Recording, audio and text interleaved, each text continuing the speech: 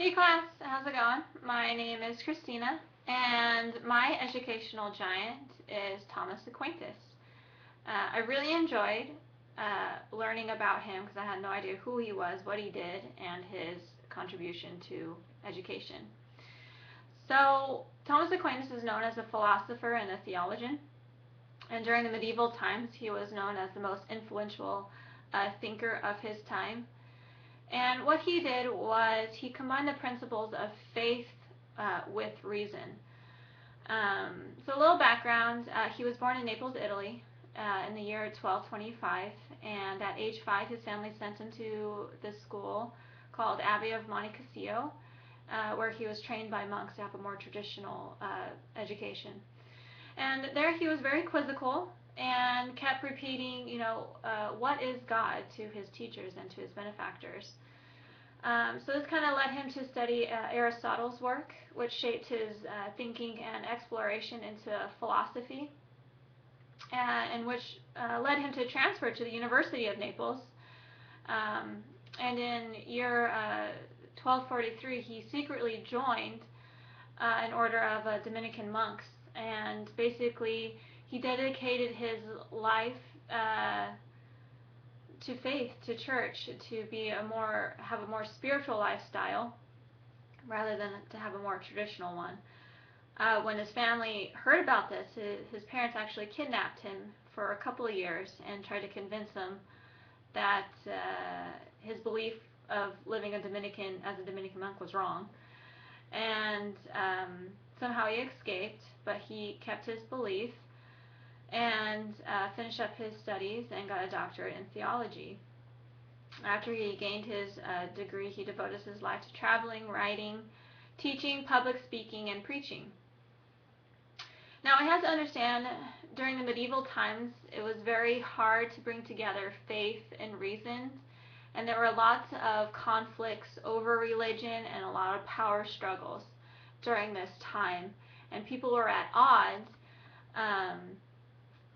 with trying to unite knowledge that they obtained through revelation and things that they could observe naturally using their minds and their senses here on earth. So it was a big conflict. So Thomas spent his life trying to bring these two concepts together to obtain knowledge.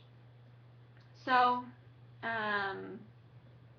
he believed that there were two sources of knowledge: the mysteries of the Christian faith and the truths of human reason. And Thomas tried to explain that each is needed to gain knowledge, but the most important of all that was needed was to gain knowledge is personal revelation. And so Thomas talks about the importance of reasoning and finding the natural truth of things, basically the rational law. And he believed that man can bring himself in both worlds, as being a man of God and of the church, and also gain knowledge here on this earth, and also gain knowledge of God's world as well. So he believed that both are needed to obtain knowledge, but he also believed that they did not contradict each other, because they came from one source, which was God, the absolute one. So that he believed that they didn't contradict, that they complemented each other. Thomas Aquinas' work inspired and takes credit in developing the philosophy of Neo-Thomism.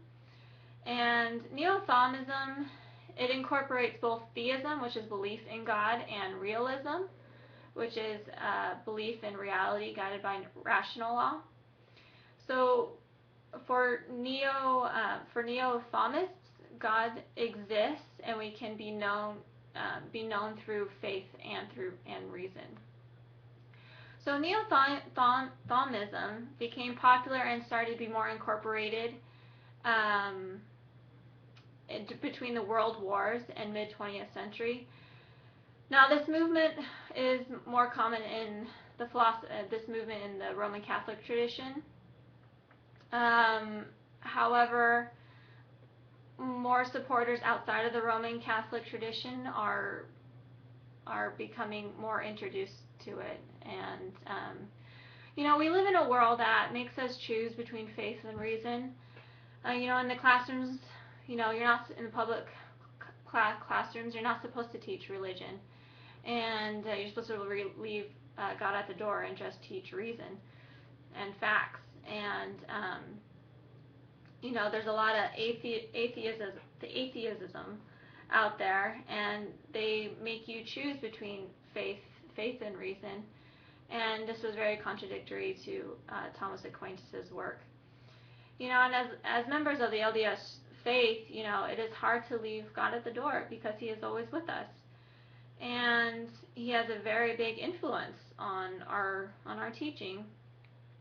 And we want to have the Spirit with us to help students feel they are learning by the Spirit. And you want to create that atmosphere without pointing out, oh, I feel the Spirit. That's something you do at church, but not necessarily in your classroom. And we know that there's a God and there's a creator of all things.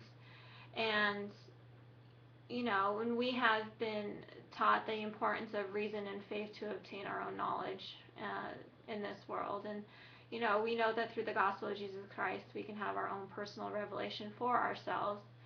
And when we use our personal revelations with gospel teachings and what we are learning here on this earth, we can incorporate it into our classrooms and help our students feel the Spirit and to know our Father in heaven. And this was the work of Thomas Aquinas, is to bring these two together and to help people become closer to God and understand Him better.